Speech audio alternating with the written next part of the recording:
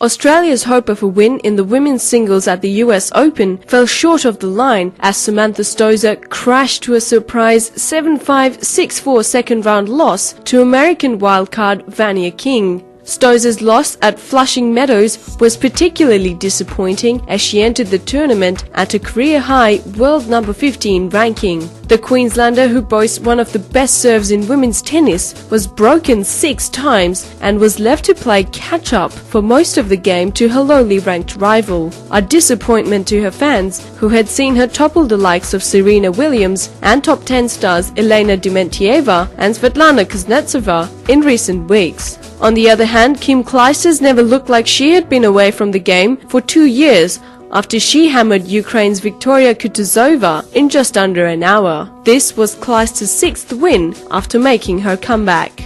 The Hockeyroos might not qualify for next year's Hockey World Cup after going down in a penalty shootout in the finals game against New Zealand at the Oceania Cup. The Hockeyroos had a 2-0 lead in the early stages of the second half, but failed to convert many opportunities, allowing the Kiwis to fight back and push the game to extra time before winning 4-3 at penalties. The team will now have to qualify at a tournament that is yet to be announced by the FIH.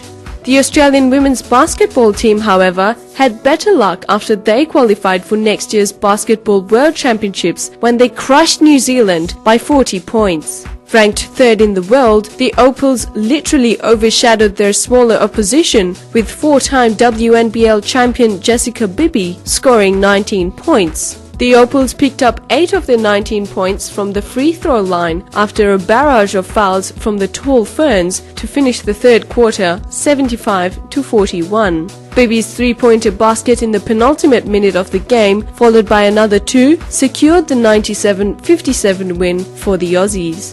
3 of WA's cyclists have claimed gold medals at the recently concluded Junior World Championships in Russia. 18-year-old Luke Durbridge launched the Aussie medal charge by winning gold in the under-19 time trial in road racing. Michaela Anderson got Australia's track campaign off to a flying start, claiming gold in the individual pursuit. The newly crowned world champion then joined Megan Dunn and Melissa Hoskin to win the 3-kilometre team pursuit final. Another WA cyclist who has a series of records to her name is 20-year-old Josie Tomic. Tomic competed at the Junior World Championships in 2007 and won the individual pursuit, setting a new world record in the process. After making her debut at the Senior World Championships this year, she won the gold to become the Omnium World Champion. Tomic says she's been training hard for her upcoming events. A typical training week for me would be about 500 to 600 kilometres.